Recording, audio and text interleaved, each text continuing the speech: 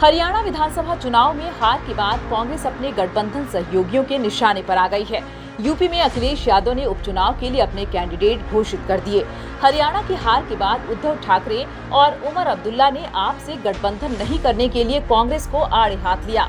संजय राउत ने इस हार के लिए कांग्रेस पर ओवर कॉन्फिडेंस को जिम्मेदार ठहराया।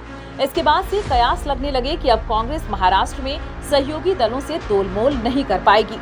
मगर महाराष्ट्र कांग्रेस के अध्यक्ष नाना पटोले हार के बाद भी बड़े भाई की हैसियत छोड़ने से इनकार कर दिया।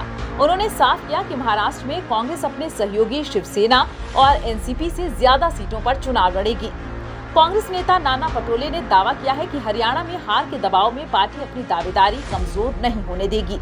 उन्होंने दावा किया कि हरियाणा के रिजल्ट का महाराष्ट्र पर कोई प्रभाव नहीं पड़ेगा। नाना पटोले ने कहा कि कांग्रेस महाविकास अघाड़ी के साथ चुनाव लड़ेगी और 288 सीटों में से 110 से 115 सीटों पर अपने प्रत्याशी उतारेगी। शिवसेना और शरद पवार की पार्टी को 80 से 85 सीटें दी जाएगी। उन्होंने दावा किया कि गठबंधन में सीट बंटवारे को लेकर कोई विवाद नहीं है, क्योंकि इसका बंटवारा जीतने की संभावना के आधार पर किया गया है।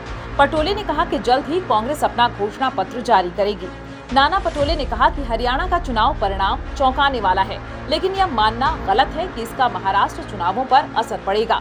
महाराष्ट्र का राजनीतिक चरित्र शाहू, फूले और अंबेडकर के आदर्शों से बनता है, जहां बीजेपी की ध्रुवीकरण की राजनीति काम नहीं करेगी।